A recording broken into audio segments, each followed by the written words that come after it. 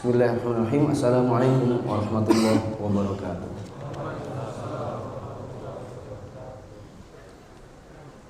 Alhamdulillahirabbil alamin hamdan yuwafi ni'amahu wa yukafi mazidah kama yuhibbu rabbuna wa yardah. Wa asyhadu an la ilaha illallah wahdahu la syarikalah. Wa asyhadu anna Muhammadan 'abduhu wa rasuluhu la nabiyya ba'dah.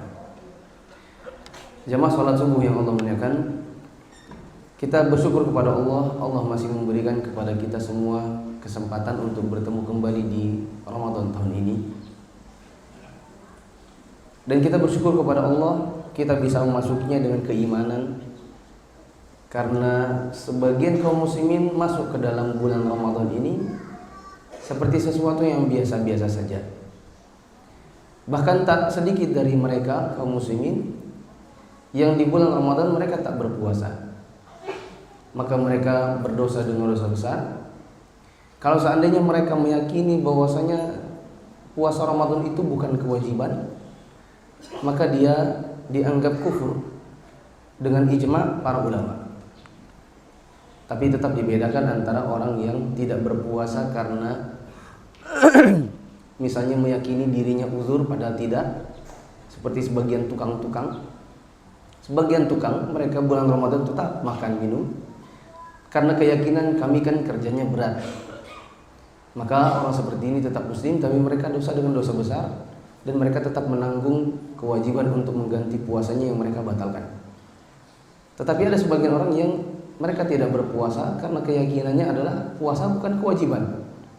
Maka mereka murtad dengan konsensus para ulama kaum muslimin. Alhamdulillah kita bisa memasukinya dalam keadaan sedang berpuasa. Saya yakin antum semua insya Allah berpuasa. Ada yang enggak? Jamaah yang dirahmati Allah Subhanahu wa taala, kita juga berharap kepada Allah agar Ramadan tahun kita ini lebih baik daripada tahun-tahun sebelumnya. Saya katakan bahwasanya setiap Ramadan banyak orang yang menjadikannya sebagai momen titik balik dia dalam hidupnya. Banyak dari kaum muslimin yang ketika masuk bulan Ramadan mereka belum belum taubat lah gitu ceritanya, belum sholat 5 waktu. Tapi setiap bulan Ramadan di antara mereka ada yang menjadikan ini sebagai titik tolak balik kepada Allah. Maka saya katakan buat kita semua yang mungkin selama ini belum banyak sholat 5 waktu, masih banyak melakukan kemaksiatan, maka jadikan ini sebagai momen untuk kembali kepada Allah. Semoga Allah Subhanahu wa taala menambahkan kepada kita semua kebaikan, menerima puasa kita dan menjadikannya sebagai sebab diampuninya dosa-dosa kita. Semoga Allah Subhanahu wa taala kelak mematikan kita dalam husnul khatimah, dan semoga Allah Subhanahu wa taala kelak mengumpulkan kita lagi dalam surganya. Hadirin yang dirahmati Allah Subhanahu wa taala, mulai subuh pertama ini sampai 10 hari ke depan, insyaallah bila tidak ada halangan, saya akan membahas buku judulnya Tuntunan Praktis Cara Bermanhaj yang Benar. Nanti di dalamnya kita akan membahas apa itu manhaj, apa itu salaf. Dengar-dengar ada katanya salaf. Ada yang namanya salafi, ada yang namanya ahlus sunnah wal jamaah. Kemudian kenapa kok dengar-dengar ada namanya salaf tapi kok satu dengan yang lainnya sama-sama saling musuhan? Apakah standar seseorang dikatakan sunnah? Apakah sunnah itu standarnya dengan harus berjenggot? Ataukah harus dengan celana yang di atas mata kaki? Ataukah harus pakai jubah Pakistan? Ataukah misalnya harus sholatnya di Masjid Nasai, dengerinnya harus di Firoja? Kemudian ada sebagian orang yang mengatakan dia bukan salafi, dia cuman salafi KW, kami yang sejati. Loh, kenapa? Karena kalau kami dakwah, kami tak pakai video, kami nggak ada di ini live Facebook, tidak ada yang namanya live YouTube. Ya, kalau mereka pakai YouTube, pakai video.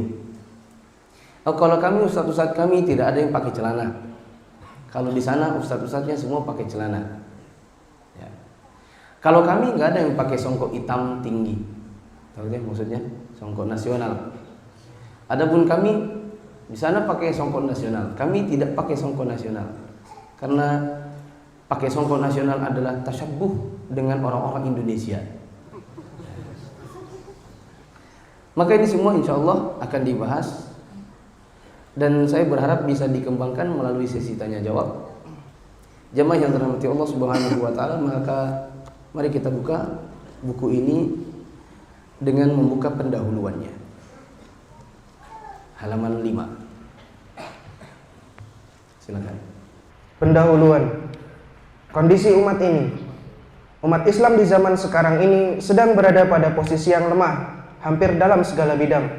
Konspirasi orang-orang kafir, munafik, dan orang-orang fasik mengepung mereka. Makar orang-orang kafir terjadi di berbagai belahan dunia.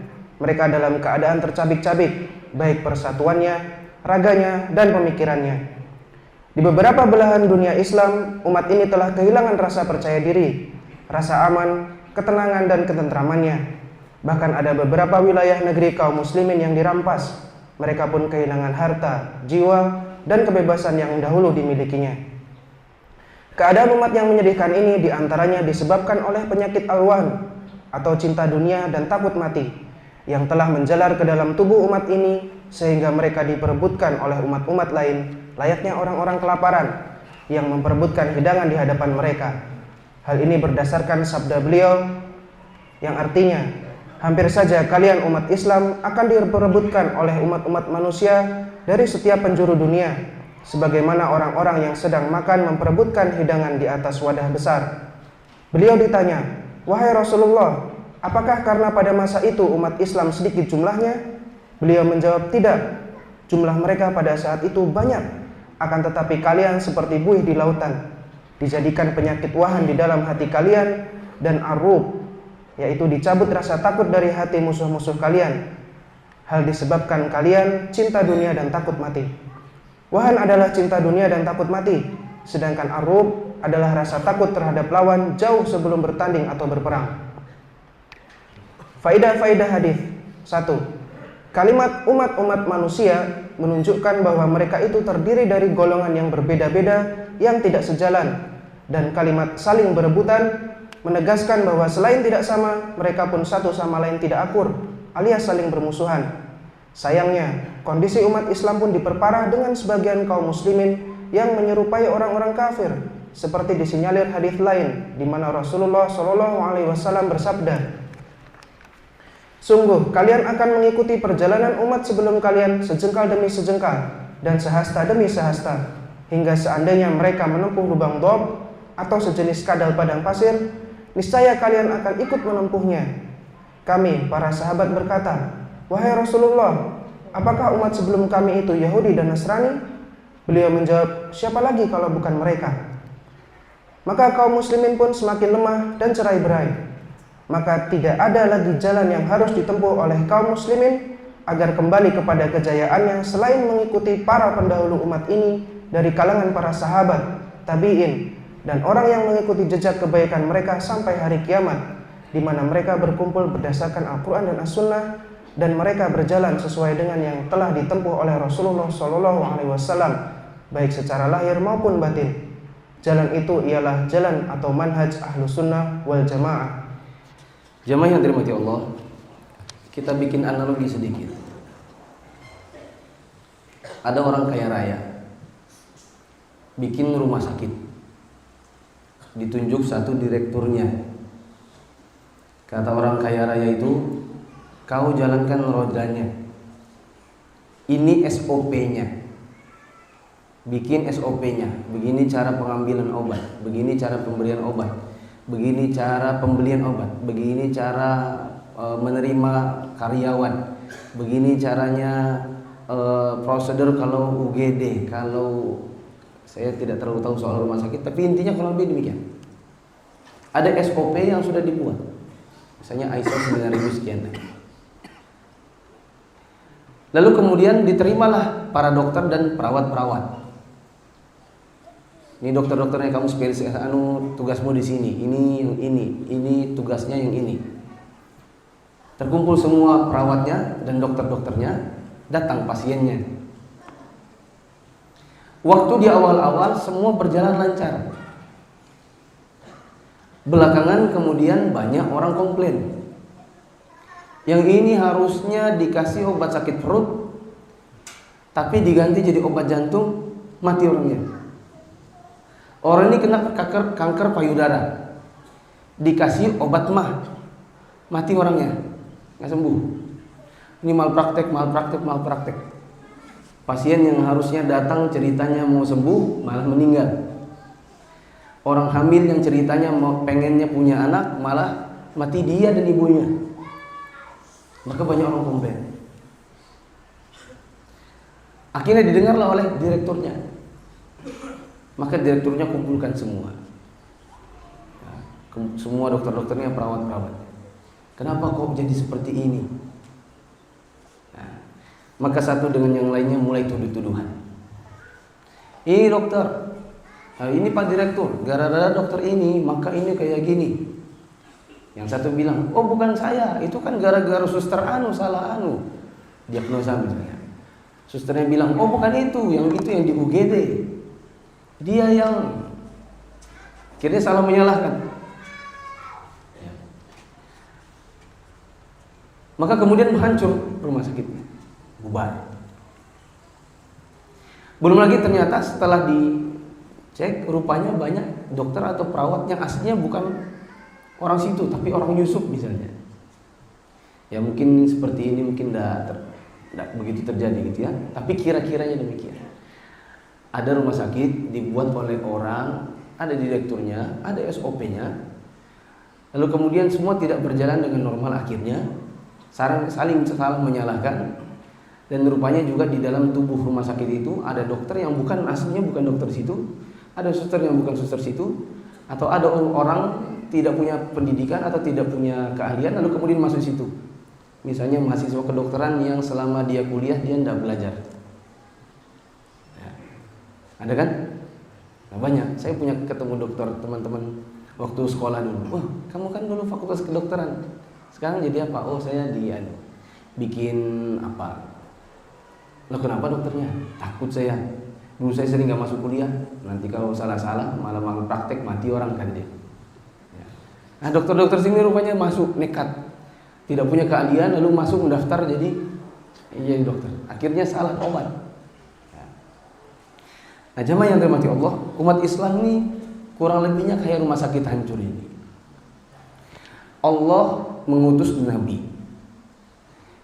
nyuruh untuk ini ajarin ya, ini. Kumpulkan ada sahabat-sahabat Nabi. Lalu kemudian pada awal-awalnya semua berjalan normal. Tapi meninggal Nabi SAW, orang-orang kemudian mulai berjalan tidak dengan SOP-nya. Kaum muslimin akhirnya berjalan tidak dengan SOP-nya. Seperti rumah sakit yang harusnya sudah punya SOP, begini caranya, ini caranya diagnosa, ini caranya pelaporan, ini caranya. Semua orang tidak berjalan dengan perjalanan yang harusnya sesuai dengan standarnya. Akhirnya kaum muslimin sekarang terpecah belah. Ibaratnya ada di antara mereka yang jalan sesuai lurus dengan SOP-nya Nabi, ada yang menyimpang. Dan ada yang bikin cara-cara sendiri. Ada yang bikin pemahaman sendiri.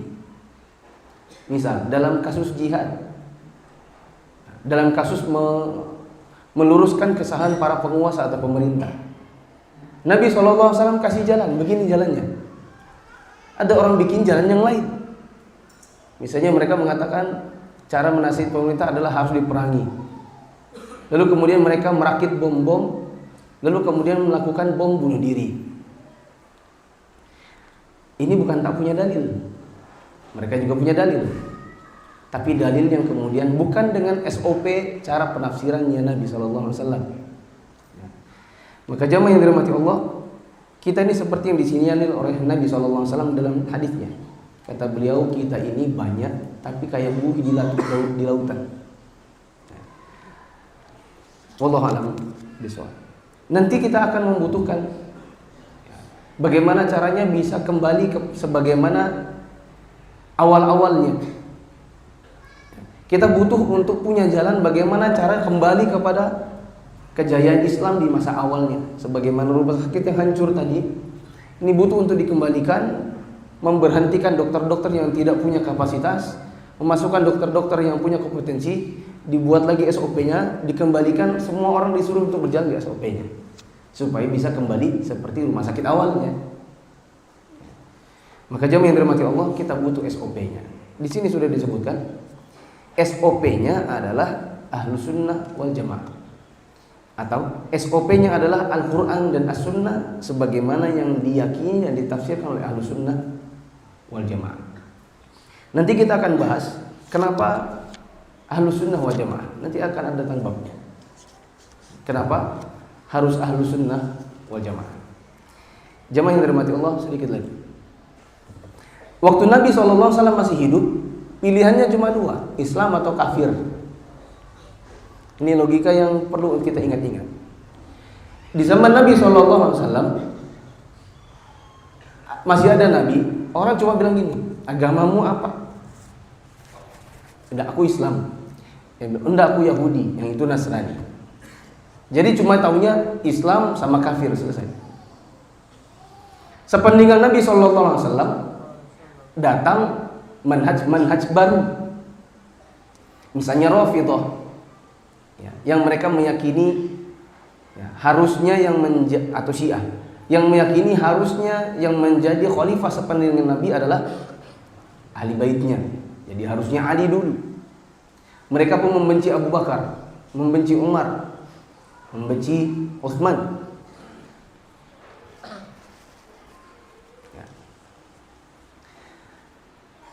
Kemudian datang lagi fitnah Khawarij, di mana mereka mengkafirkan orang-orang yang tidak berhukum dengan hukum Allah.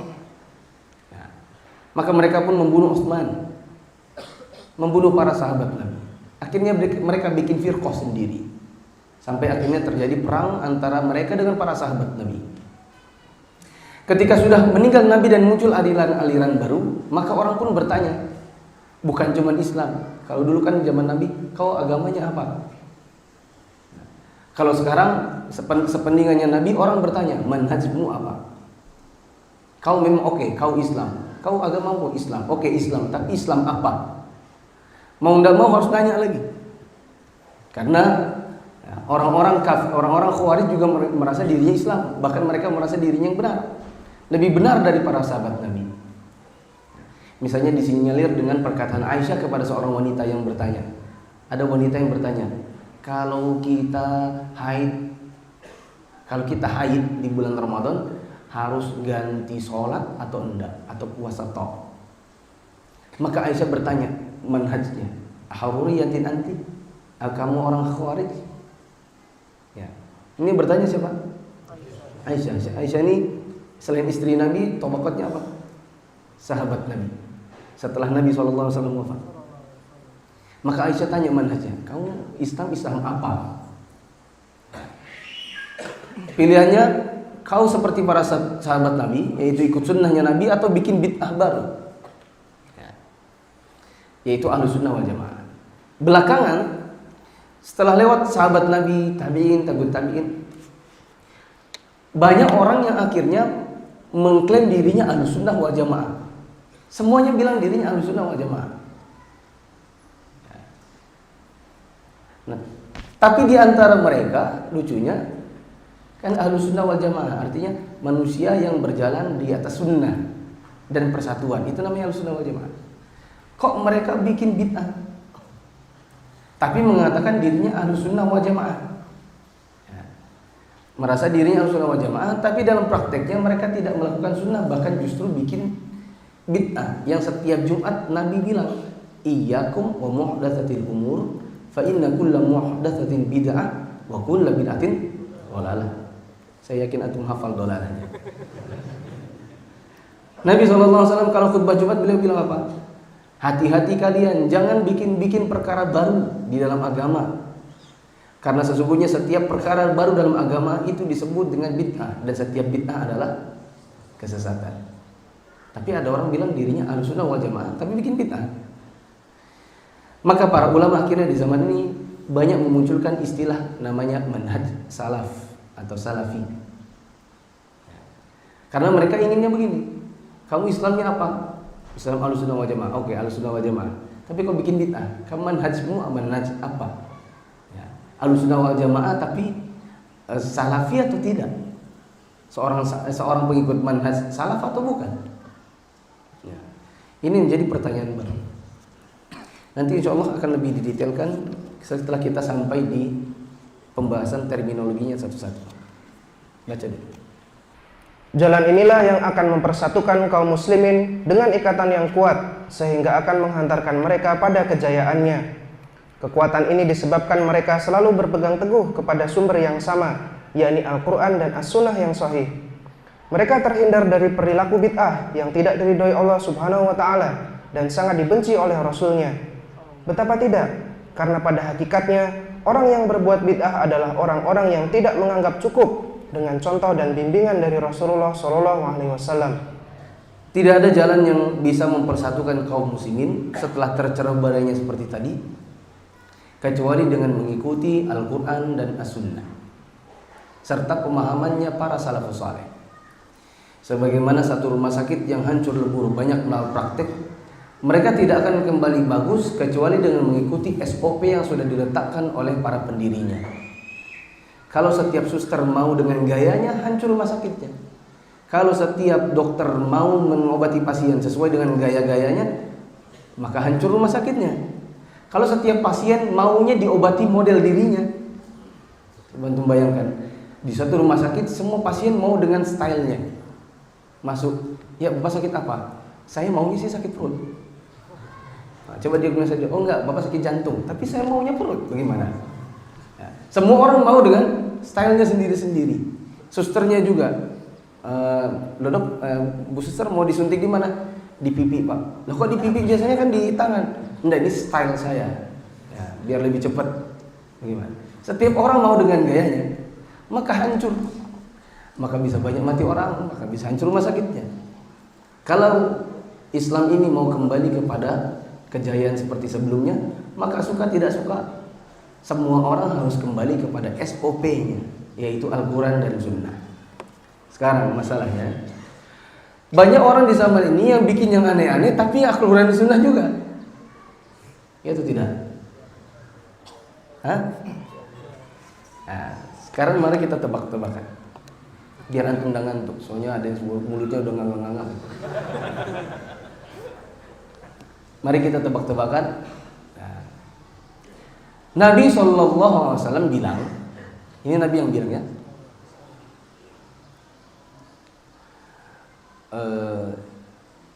ada seorang laki-laki bertanya, ya Rasulullah, si fulan itu kalau sholat suka bunyi-bunyi di perutnya dan sepertinya ada sesuatu di ujung duburnya. Paham pengaduannya ini? Apa coba? Ada siapa? Laki-laki. Tanya kepada siapa? Coba suaranya kalau saya tanya antum jawab, biar antum enggak ngantuk. Ada laki-laki datang kepada siapa? Apa dia bilang? Ada laki-laki ini. Laki-laki ini suka kalau lagi sholat bunyi-bunyi perutnya dan seperti ada sesuatu di ujung duburnya. Antum kasih stabilo itu seperti, artinya dia tidak yakin betul. Paham? Seperti ada yang keluar di ujung duburnya. Nabi SAW bilang, la yansharif hatta yasma'a sautan au yajida rihan. Nabi SAW bilang, Nabi tidak bilang dia begini dan begitu, tapi Nabi cuma kasih kaidah. Kata Nabi, jangan batalkan sholatnya sampai dia dengar suara atau mencium bau. Maksudnya suara kentut ya, bukan suara perut. Perut kan kadang-kadang bunyi kan. Jangan dibatalkan sholatnya sampai dia mendengar suara atau mencium bau. Sampai sini paham? Pertanyaan, berarti kalau antum lagi sholat, tapi sholatnya ada antum merasa bahwasanya antum buang angin, tapi nggak ada suaranya dan nggak ada baunya, batal atau tidak sholat antum? Antum ini batal atau tidak? Kata Nabi SAW, jangan dibatalkan. Antum bilang tidak tadi ya? Salah.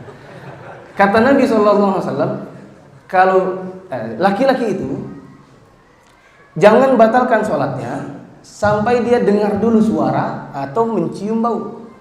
Pertanyaannya, antum kadang-kadang kalau buang angin kan tidak bersuara, tidak ada baunya kan? Itu tidak?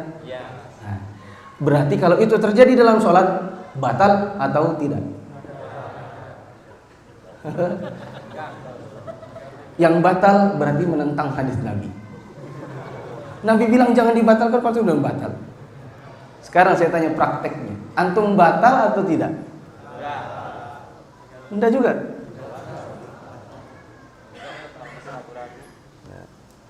Jawabannya batal. Ayo, gimana? Kata Nabi SAW, jangan dibatalkan sampai dengar suara atau cium bau. Pertanyaannya, kalau kita buang angin dalam sholat, tidak ada bau, tidak ada suara, batal atau tidak? Jawabannya batal. Loh, gimana sih? Ada orang bilang gini, tidak. Oh, mantap banget jawabannya. Kenapa tidak? Karena Nabi yang bilang. Kamu apa?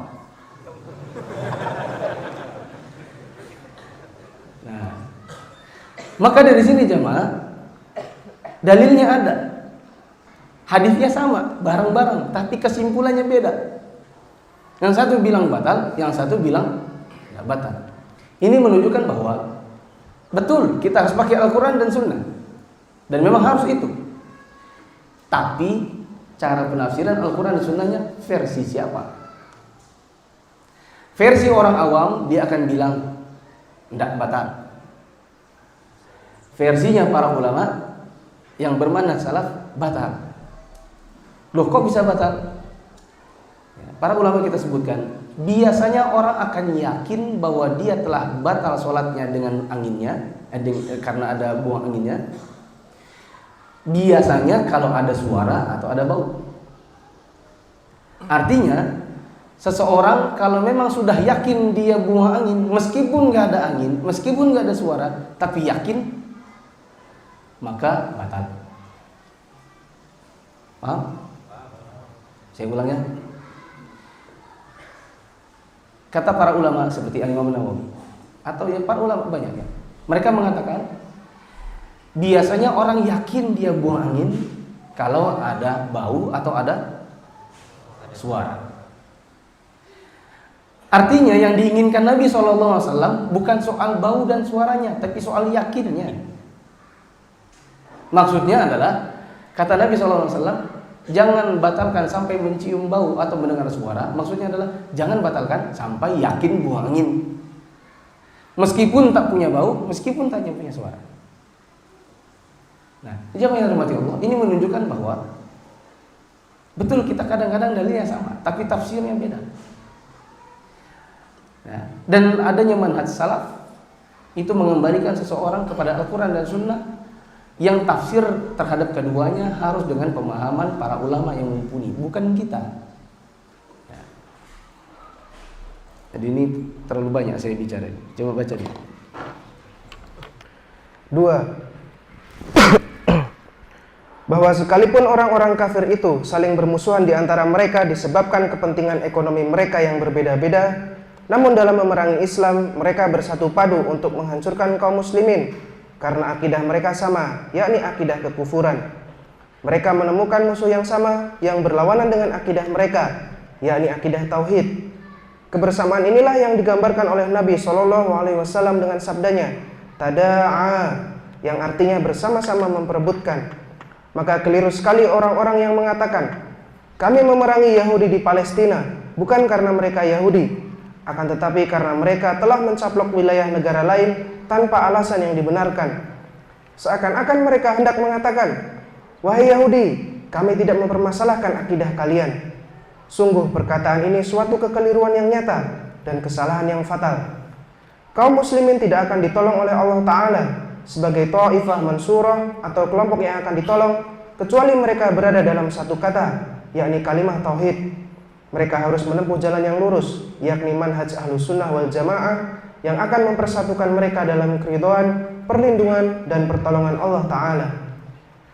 3. Kalimat dari berbagai penjuru dunia menunjukkan sebuah konspirasi orang-orang kafir yang berhasil menghancurkan tatanan persatuan kaum muslimin. Konspirasi mereka telah menjalar dan berakar ke setiap negeri kaum muslimin, dan kebanyakan kaum muslimin tidak menyadarinya. Kaum muslimin senantiasa tertipu dengan tipu daya mereka dari publikasi dan sarana komunikasi serta mass media yang mereka kuasai di dunia sekarang ini. Berhentilah menganalisa statement-statement atau pernyataan-pernyataan mereka di berbagai media. Tidak usahlah kita mengamati kejadian-kejadian yang sering kali mereka rekayasa. Berhentilah menduga-duga apa maksud dari move yang mereka lakukan. Kembalilah kepada Al-Quran yang telah terang dan jelas membongkar tabiat dan perilaku mereka, serta mengupas habis tipu daya mereka serta menghapus habis tipu daya yang mereka lakukan kepada kaum muslimin. Sedikit saya tambahkan. Di sini dikatakan berhentilah menganalisis statement di berbagai media. Maka saya katakan juga berhentilah antum untuk terlalu mengikuti berita-berita di media yang kadang-kadang tidak jelas sebenarnya. Nyape-nyapein, buang-buang waktu. Datang kejadian ini antum analisa, antum posting di grup, dibahas panjang lebar. Nanti ganti lagi kejadian panjang lebar. Nanti tapi ketika ditanyakan tentang hal-hal yang sifatnya mendasar, antum nol besar. Kalau bicara nanti politik luar biasa kayak pakar. Ya. Kalau sudah nanti mau menjelang pemilu siapa yang mau dipilih, kalau sudah mau pemilihan wali kota siapa yang mau dipilih, Pak Anu atau Pak Anu, ribut. Ya. Ngomong politik seperti pakar. Ditanya hal-hal dasar nol besar. Dan ini banyak menjangkiti kaum muslimin, khususnya setelah mereka banyak bisa mengakses internet dengan mudah. Ya. Kalau nonton TV isinya politik, wah dijabanin. Tapi soal kajian datang kalau cuma daurah. Ya. Nanti ditanya tentang hal-hal yang mendasar, ditanya kalau lupa tahiyat awal batal atau enggak, bingung. Ya. Kalau ditanya ada orang harusnya sholat 4 rakaat, rupanya dia kelupaan, dia naik ke rakaat kelima dan sudah terlanjur berdiri. Teruskan saja atau kembali, bingung. Ditanya kalau imamnya harus balik atau enggak, bingung. Ditanya makmumnya harus kembali atau tetap duduk meskipun imamnya masih berdiri, bingung. Bingung semua. Yang wanita juga sama, ditanya tentang haid nifas, bingung. Kenapa? Terlalu banyak mengikuti berita-berita yang gonta-ganti tidak ada manfaatnya untuk diikuti. Ya. Terus. Kembalilah kepada sabda-sabda Rasulullah SAW untuk menentukan sikap kita dalam rangka melindungi kaum muslimin sekaligus menghantarkan mereka kepada kemenangan yang sebenarnya, bukan kemenangan semu yang hanya fata morgana. Kaum muslimin tidak akan mampu menganalisa, membuat rencana, dan menghentikan tipu daya orang-orang kafir kecuali dengan berpedoman kepada firman-firman Allah Subhanahu wa Ta'ala yang Maha mengetahui keadaan dan tipu daya mereka. Menurut Al-Quran, kaum muslimin harus bersabar, yakin, dan bertakwa sebagaimana firman Allah Ta'ala yang artinya, dan kami jadikan di antara mereka, yakni kaum muslimin, pemimpin-pemimpin yang memberi petunjuk dengan perintah kami ketika mereka bersabar, dan adalah mereka meyakini ayat-ayat kami. Ya. Ketika datang kejadian-kejadiannya fitnah di kalangan kaum muslimin, ya, menimpa kaum muslimin, misalnya pada kejadian-kejadian mereka ditindas atau dipimpin oleh pemimpin-pemimpin kafir atau pemimpin yang tidak berhukum dengan syariat Islam. Lalu kemudian kita katakan bersabar, tidak usah demo, tidak usah turun ke jalan, antum bersabar dan doakan pemerintahnya agar mereka diberikan hidayah. Maka mereka mengatakan, sampai kapan kita sabar? Mereka bilang, sabar terus. Sampai kapan sabarnya? Ayo turun ke jalan, ayo angkat senjata, ayo kita berontak itu pemerintah. Itu pemerintahnya kafir. Mereka katakan, sampai kapan kita sabar? Sampai kapan kita sabar? Di sini dijawab oleh Allah, wa ja'alna minhum a'immatan yahduna bi amrina lamma sabaru. Dan kami jadikan di antara mereka kaum muslimin itu pemimpin-pemimpin yang memberi petunjuk dengan perintah kami ketika kaum musliminnya bersabar. Mungkin Anda bertanya, Mengapa seringkali ketika sekelompok organisasi, harokah atau gerakan Islam yang berintimak atau bernisbat kepada Al-Quran dan As-Sunnah memproklamirkan gerakan mereka jarang yang bertahan lama, lalu mereka hancur? Jawabannya adalah ayat tadi. Mereka tidak bersabar sehingga pemimpin mereka tidak mendapatkan petunjuk dari Allah Ta'ala. Mereka hanya berintimak atau bernisbat kepada Al-Quran dan As-Sunnah, akan tetapi mereka tidak mengamalkannya dengan benar sebagaimana yang difahami dan diamalkan oleh salafus sholihin. Mereka menyimpang dari manhaj Ahlussunnah wal Jamaah. Allah Ta'ala berfirman, "Jika kamu memperoleh kebaikan, niscaya mereka bersedih hati, tetapi jika kamu mendapat bencana, mereka bergembira karenanya. Jika kamu bersabar dan bertakwa, niscaya tipu daya mereka sedikit pun tidak mendatangkan kemudaratan kepadamu. Sesungguhnya Allah mengetahui segala apa yang mereka kerjakan." Selain sabar, kunci untuk mendapatkan kemenangan dan selamat dari tipu daya orang-orang kafir adalah bertakwa. Dan teladan ketakwaan yang Allah Subhanahu wa Ta'ala perintahkan untuk kita ikuti adalah Rasulullah Shallallahu Alaihi Wasallam dan salafus saleh. Sedikit saya singgung tentang pemerintah. Bila kemudian di antara kita dipimpin oleh pemerintah yang tidak sesuai harapan, misalnya mereka zalim, atau mereka mengambil harta rakyat, atau mereka tidak berhukum dengan hukum Allah, maka yang disalahkan bukan cuma pemerintahnya, atau bahkan jangan salahkan pemerintahnya, tapi salahkan diri kita sendiri. Karena para ulama mengatakan, kama takunu yuwalla alaikum. Sebagaimana kalian, maka kalian akan dipimpin oleh orang seperti kalian. Bagaimana rakyat tercermin dari pemimpinnya. Kalau seandainya kita dikatakan kita ini dipimpin oleh pemerintah yang tidak cerdas, kita ini dipimpin oleh pemerintah yang zalim dan seterusnya, sebenarnya itu adalah cerminan rakyatnya. Kama takunu yuwalla alaikum. Sebagaimana kalian, maka akan dipimpin pemimpin yang modelnya seperti kalian. Makanya ketika ada seorang laki-laki dari kalangan Khawarij datang kepada Ali bin Abi Thalib, dia bilang, "Wahai Ali, kenapa di zaman Nabi kami dengar luar biasa makmur, aman, tentram, tidak ada pertikaian, tapi ketika kau yang menjadi pemimpinnya kemudian bertikai di sana sini." Maka Ali bin Abi Thalib mengatakan, kenapa bisa terjadi begitu? Karena waktu di zaman Nabi rakyatnya seperti kami, sedangkan di zamanku rakyat seperti kamu. Maka kita tidak usah juga salahkan banyak pemerintahnya. Pemerintah ini, kitanya juga. Benahi dulu kaum musliminya, masyarakatnya. Dan tidak bisa dibenahi kecuali dengan dakwah. Orang-orang yang mendahulukan hizbiyah atau golongan dan aswabiyah atau fanatisme, nasionalisme sering menganggap remeh masalah iltizam atau komitmen dengan akidah salafus salih ini.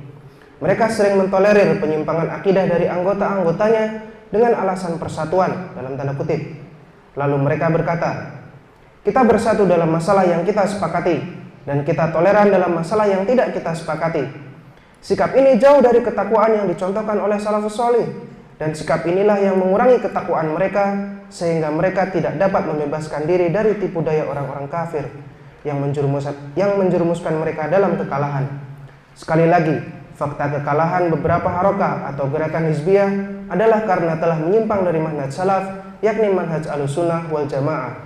Banyak orang yang merasa atau menganggap bahwa kaum muslim ini bisa kembali kepada kejayaan yang lama. Ingat tadi analogi rumah sakit yang hancur. Mereka bilang kita bisa kembali dengan cara bikin kelompok-kelompok, bikin organisasi-organisasi, atau bikin persatuan-persatuan atau yayasan-yayasan khusus yang mereka tidak berjalan dengan jalannya para salafus saleh. Kalau dikatakan kembalinya Islam ini adalah dengan akidah yang lurus, mereka mengatakan itu adalah dongeng-dongeng orang-orang zaman dahulu. Yang zaman sekarang ini yang begini. Mereka bilang kita harus begini, kita harus begitu, harus demo, harus turun ke jalan, harus ini, harus itu. Mau nyambut bulan Ramadan saja demo. Lalu mereka mengatakan, tidak masalah kita punya golongan, kita fanatik dengan nasionalis, saya ini nasionalis.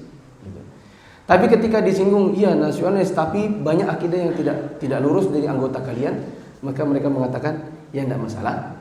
kita bersatu di atas yang kita sepakati, kita toleransi di atas yang kita perselisihkan. Yang ini nyembah kubur Pak, nggak apa-apa, yang penting nasionalis. Yang ini dukun Pak, nggak masalah. Kalau dia dukun partai kita nggak ada masalah, meskipun dia dukun. Kalau di Islam nggak bisa begitu. Ya, ada nanti datang partai Islam. Nanti kalau pergi ke Bali, di Bali yang jadi caleg-calegnya adalah Hindu. Kalau dia bikin cabang, apa namanya cabang itu? DPC. DPC di Papua nanti yang jadi calegnya adalah Nasrani. Loh, katanya Anda ini orang partai Islam. Kenapa kok yang di Bali kok Hindu? Kok yang di Papua Nasrani? Mereka bilang enggak masalah. Kita memang bersepakat di atas yang sama ya. Nanti kita bertoleransi di atas yang kita perselisihkan. Nggak bisa Pak, ini orang Hindu. Di mana Anda letakkan al-wala wal bara? Ini orang kafir, Anda jadikan pemimpin. Ya. Sementara dilarang seorang kafir dijadikan pemimpin. Ya. Belum lagi nanti yang Nasrani. Aduh. Ya. Tapi ini gayanya orang-orang zaman sekarang. Mereka menganggap bahwa kembali kepada akidah yang lurus bukan solusi. Mereka menganggap persatuan meskipun beda akidah itu persatuan. Itu yang menjadi solusi. Ya. Itu yang diistilahkan dengan persatuan kebun binatang. Barang satu kebun binatang, tapi pakai kandang masing-masing. Waktu nanti terbuka kandangnya, makan makanan, ya kan? Nah. Terus. 4. Kalimat al-akalah atau orang-orang yang makan menunjukkan bahwa orang-orang kafir telah merampas kekayaan kaum muslimin melalui penjajahan dan tipu daya mereka, bahkan hingga sekarang pasca Perang Dunia Kedua. Ada yang menggunakan dalih kerjasama, protektorat, persemakmuran, bantuan, kita baca utang atau riba, dan yang lainnya. Lalu orang-orang kafir menyuguhi kaum muslimin dengan gaya hidup mereka yang cinta dunia, seperti fashion, musik, seni, olahraga, dan yang lainnya, sehingga sebagian kaum muslimin terperdaya. Mereka sangat cinta dunia dan takut mati. Ya. Dia tambah lagi, sudah SOP-nya nggak sejalan, ditambah lagi dengan ada orang-orang yang gayanya begini, kalangan kaum muslimin. Mereka sangat senang dengan yang namanya musik. Ya. Ganti boy band, ganti band, ganti girl band, semuanya disukai. Semua dibeli kaset dan CD-nya. Ya. Ganti fashion. Ada rambut Ronaldo, kuncung. Lewat tahun ada perempuan juga jadi Ronaldo Wati. Kuncung. Ganti zamannya Ronaldo pensiun, ganti jadi siapa sekarang? Cristiano Ronaldo. Baru jadi rambutnya jadi misalnya ada jalan kutunya kan ada. Dia garis putih. Ganti lagi kaum muslimin ikut lagi. Sekarang siapa sih? Messi itu ada rambutnya enggak? Ya pokoknya boleh rambut apa ganti lagi. Kaum muslimin ikut semua. Ya. Ini orang kaum muslimin yang gini yang gayanya ngikutin fashion, nggak pernah jadi trendsetter. Ya. Kemana orang bergaya begitu juga gayanya. Ibu-ibunya juga sama. Ya. Jilbab model kayak rambut ada kan? Ya. Ada saya lihat di pernikahan itu, ini orang jilbab tapi kayak rambut dikepang gitu. Kayak rambut dikepang. Cuman itu jilbab. Ikutlah begitu. Nanti ada jilbab yang punuk unta yang tinggi ini diikuti lagi. Nanti ada jilbab yang anu lagi, beda lagi. Jadi semuanya diikuti. Jadilah kaum muslimin yang tidak punya pendirian. Sama juga pemuda-pemudanya. Di kampus orang sukanya band apa, ikut juga. Orang sukanya apa, ikut lagi.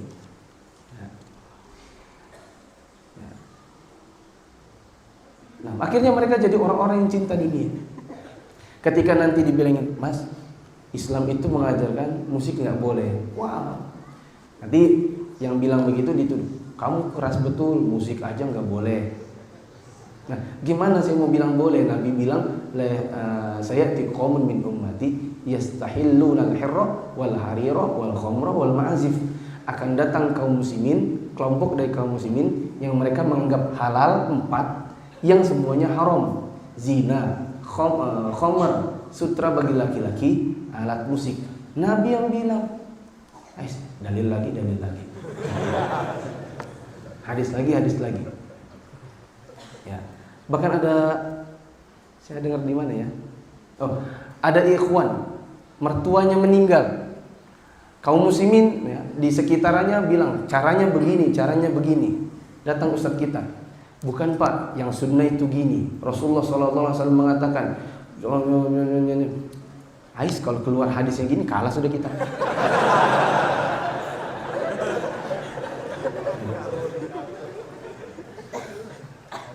Tapi nggak diterima juga. Itu lucunya. Ais kalau keluar sudah hadisnya gini kalah sudah kita. Tapi nggak mau terima juga, pada sudah keluar hadisnya. Maksudnya gini ini dalilnya. Anda dalilnya apa? Kenapa kok kaum muslimin? Kenapa kok penguburannya harusnya caranya begini? Kenapa kok sholatnya kok begini? Kami tahu dalilnya gini. Ais gini, kalau gini keluar sudah dalil. Pokoknya gini mas ya. Pokoknya siapa meninggal di kampung sini yang ngurusin harus kami. Meskipun nggak sunnah. Ya. Maka jamaah yang dirahmati Allah, ini gayanya kaum muslimin di zaman ini. Sudah hancur lebur, masing-masing mau pakai caranya sendiri-sendiri. Kalau ada yang ngasih tahu, ini dalilnya, mereka bilang, kamu dikit-dikit pakai dalil. Nah, terus Anda kalau nggak pakai dalil, mau pakai apa? Ya. Tapi memang begini kaum muslimin di zaman ini. Ya. Kenapa? Inilah yang disebutkan oleh Nabi SAW sebagai penyakit waham. Kehidupan mereka jauh dari teladan salafus saleh yang menempatkan dunia di tangan mereka, bukan di dalam hati mereka, sehingga akhirat lebih mereka cintai daripada dunia. Kematian bukan sesuatu yang mereka takuti, karena mereka telah mempersiapkan perbekalannya. Kematian hanyalah sesuatu yang menghalangi mereka dari nikmat kubur yang mereka harapkan dan perjumpaan dengan Allah Subhanahu wa taala yang mereka impi-impikan. Inilah akidah Ahlussunnah wal Jamaah. 5. Tidak, mereka itu banyak. Ini setiap ini tanda kutip, maksudnya adalah potongan hadis yang awal. Ya.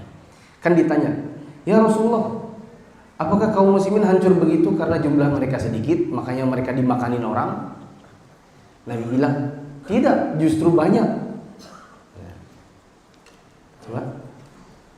Menunjukkan bahwa kaum muslimin itu banyak, namun kualitas mereka seperti buih lautan. Ya.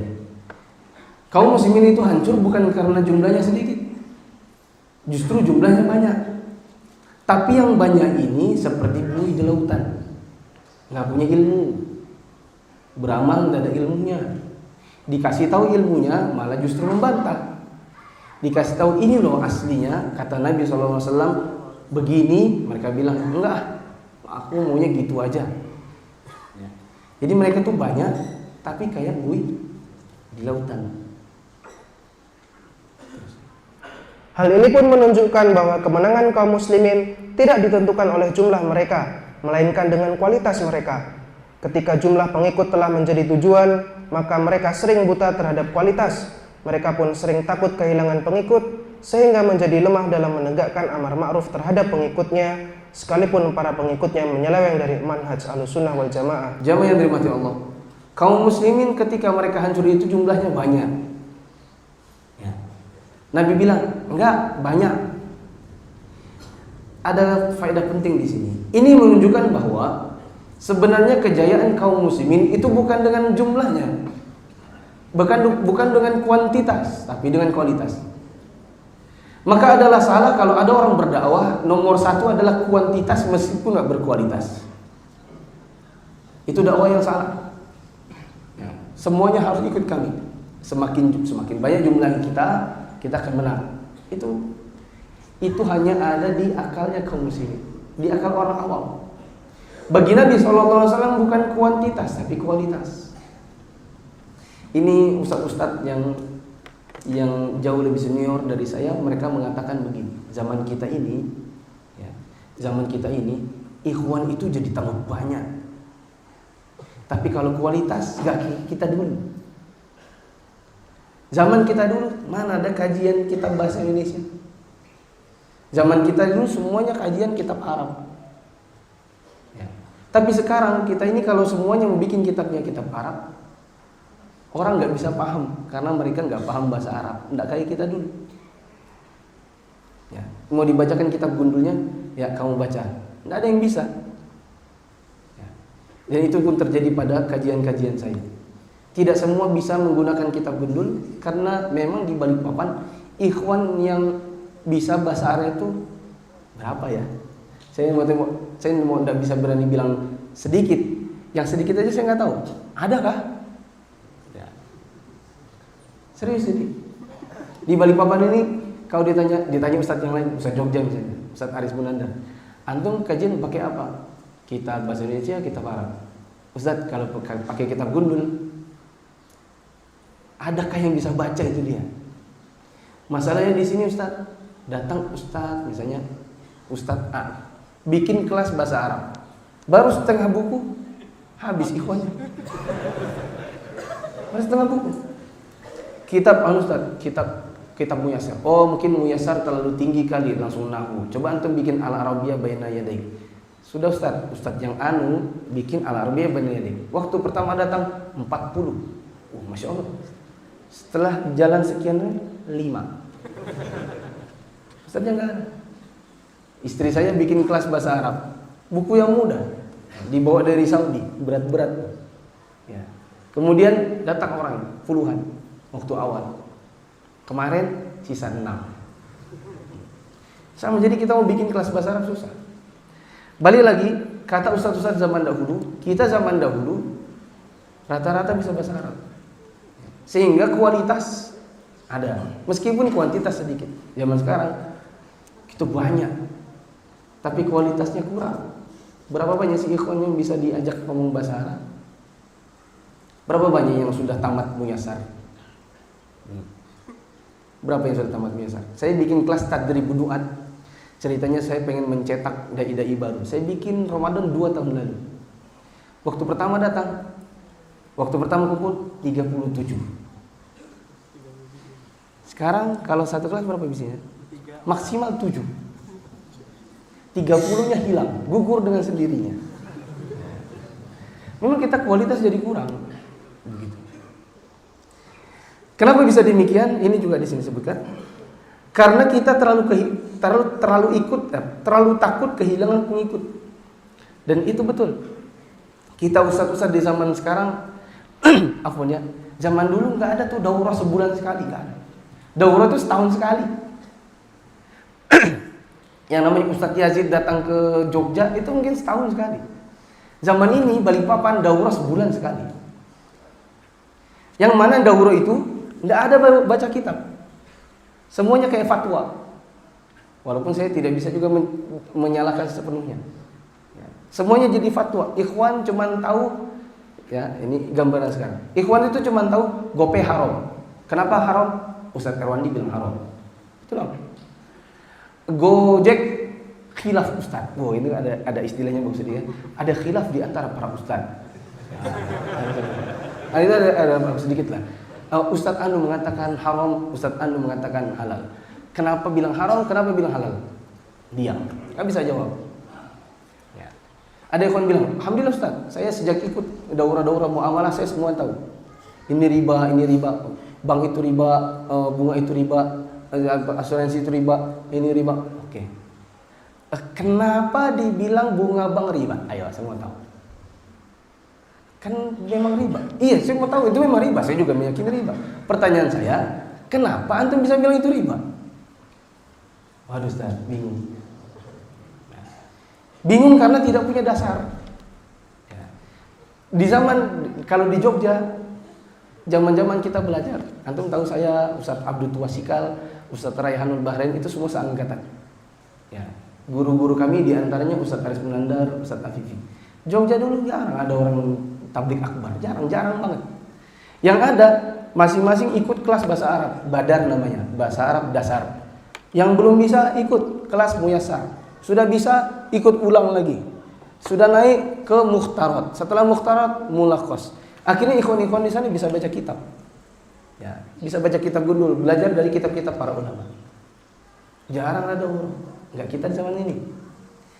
Bedanya apa? Kajian kitab memang kuantitasnya dikit. Memang sih kalau kajian kitab kita nggak sebanyak ini. Gitu. Ini kan karena Sabtu dan awal Ramadan aja kan, makanya banyak. Ya makanya supaya ini kan Oh ini kajian kita rame. Iya, karena hari pertama Ramadan dan Sabtu. Mungkin besok masih ada karena hari Ahad. Hari Seninnya, lihat aja nanti berapa jumlahnya. Jadi apa ya namanya? Kajian kita memang kuantitas sedikit, tapi kualitas. Kalau daurah rame, kuantitas banyak, tapi kualitas sedikit. Makanya saya sering bilang sama ikhwan-ikhwan, khususnya kalau sudah debat masalah muamalah, debat di grup, Ustadz Anu bilang haram kok, enggak, Ustadz Anu bilang halal, Anu bilang haram, enggak kok halal, apa halalnya? Saya bilang, antum kalau belajar dari dasar muamalahnya, antum enggak harus nanya Ustadz. Antum enggak harus nanya Ustadz. Saya kalau di posisi nanya muamalah, ngisi gitu. Terus yang ditanya, Ustadz apa hukumnya ini, Ustadz apa hukumnya ini, Ustadz. Saya itu kayak lagi memberi fatwa aja. Tapi saya pulang, antum hanya tahu sebatas yang saya fatwakan. Datang masalah baru, antum akan nanya lagi. Tapi kalau saya letakkan kaidah dasarnya, saya bikin kajian muamalah. Riba itu gini, kenapa bisa ini, kenapa bisa ini. Antum dapat formulasi. Datang masalah baru, antum bisa selesaikan sendiri, nggak harus nanya Ustadz. Nah, itu yang dimaksud di sini. Kita kadang-kadang terlalu sering takut kehilangan pengikut. Jadi kuantitasnya memang banyak, tapi kualitasnya sedikit. Sebagai penutup, ini karena udah saya janji 6:30 selesai. Sebagai penutup jamaah yang dirahmati Allah, terus terang saja, dakwah salaf dulu ngomongnya salaf. Belakangan setelah banyak daurah kita bilang dakwahnya sunnah. Dua hal yang sama tapi agak jauh beda kalau diterapkan di zaman ini. Kalau kita bilang kita ini dakwahnya dakwah salaf. Manhajnya apa? Manhaj salaf. Ya, orang mainstreamnya gini. Oh, ini yang kayaknya yang keras, yang nggak punya senyum, gitu kan? Yang punya sangar. Kalau senyum samanya doang. Kalau ketemu senyum salaman tuh sama-samanya doang. Yang enggak. Lalu kemudian kita ustaz-ustaznya, aduh takut nanti nggak enak sama nanti nggak enak sama orang baru. Udahlah, kita bilang kita dakwah sunnah. Akibatnya apa? Ya, ini pembahasan ustaz-ustaz di grup ustaz-ustaz juga ya. Akibatnya apa? Datang ustaz mirip-mirip sunnah, dikira ikhwan manhaj salaf. Paham nggak? Ini ustadznya ustadz sunnah, jangan khawatir, sunnah. Kenapa? Jenggot ada, celananya itu semata kaki. Ya, sunnah itu berarti. Nggak taunya rupanya bukan. Rupanya dai khawarij. Ya. Yang lucunya lagi di zaman ini saya dapati beberapa pamfletnya, ustadz-ustadz di Indonesia yang pemahamannya basicnya adalah basic pemikiran takfiri, mereka bikin daurah judulnya daurah manhaj salaf. Padahal takfiri. Ya. Maka zaman ini ya gitu. Kaum muslimin akhirnya nggak bisa di-tag. Waktu dikasih tahu, jangan, itu adalah dai takfiri. Ikhwan-ikhwannya bilang, kenapa sih sesama sunnah itu kok saling mentahdir? Gitu. Walaupun memang nanti datang lagi versi yang lain lagi, ya mereka memang manhaj salaf, tapi kemudian mentahdir secara serampangan. Dengan menjadikan hal-hal yang bukan tolak ukur kesunnahan dijadikan sebagai tolak ukur, siapa yang menyelisihinya dianggap bukan salaf. Jamaah yang dirahmati Allah, mungkin sampai di sini dulu. Kita baru pengantar dan harusnya pengantarnya selesai di hari ini, tapi qadarullah mungkin tadi terlalu banyak bumbu-bumbu akhirnya jadi nggak selesai. Kita baru masuk di pengantarnya saja. Karena inti nanti baru akan masuk, ya, semoga tidak ada halangan, masuk besok di bab 1 di halaman 23, yaitu apa itu manhaj, apa itu sunnah, apa itu salaf, apa itu ahlu sunnah wal jamaah. Apa akidah-akidah mereka nanti insya Allah akan dibahas di pertemuan-pertemuan berikutnya. Sisa 9 hari, semoga saya bisa menyelesaikannya. Nanti yang tidak ada di sini saya akan tambahkan beberapa hukum yang biasa dijadikan orang-orang sebagai standar kesunnahan padahal bukan. Seperti dakwah dengan video atau YouTube. Apakah melakukannya berarti keluar dari sunnah, keluar dari manhaj salaf atau tidak? Apabila ada dai yang ceramah menggunakan celana panjang, apakah dia keluar dari salaf atau tidak? Bahkan di zaman ini yang saya kaget-kaget juga, bahkan cadar pun dijadikan sebagai standar kesunahan. Kalau cadarnya ikat di kepala di belakang, itu bukan sunnah, itu cadar KW. Cadar yang sesungguhnya itu adalah cadar yang bawaan dari jilbab yang julur dari atas ke belakang, yang bukan diikat ke kepala di belakang. Itu harus cadarnya itu harus begini. Itu harus jilbabnya 3 tingkat. Kalau jilbabnya 3 tingkat, itulah baru sunnah. Kalau yang jilbabnya cuma 1, itu bukan sunnah. Ini zaman ini luar biasa. Nanti insya Allah akan saya bahas pada pertemuan berikutnya.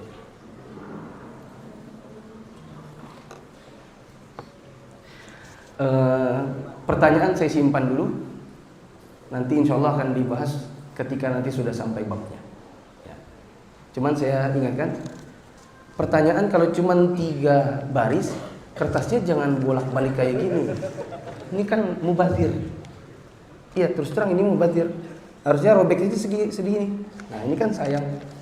Ini duit loh. Syekh Al-Albani dulu untuk nulis hadis, dia pakai kertas gula. Cari-cari gula. Dulu kantongnya kantong kertas. Sama Syekh Al-Albani dikumpulkan. Nulis hadis itu di kantong gula. Ya, pernah ditanya Syekh, ketika Syekh Ali Hasan kayaknya, ya, disuruh untuk nyalin di buku. Dia bilang, ya Allah, Syekh, ini kertas apa? Itu kertas buat tulis hadis. Ini kan kertas gula. Iya, kertas mahal ya akhi. Ya, kita harus ya ini kertas mahal, berbiaya. Ya. Jamaah yang dirahmati Allah, kemudian penuntut ilmu sekarang kertasnya bolak-balik dibuang-buang, kan sayang, mubazir. Kalau 3 lembar ya 3 baris, ya nulisnya 3 baris saja, dirobek, jangan panjang-panjang. Subhanakallahumma wa bihamdika asyhadu an la ilaha illa anta astaghfiruka wa atubu ilaik. Wassalamualaikum warahmatullahi wabarakatuh.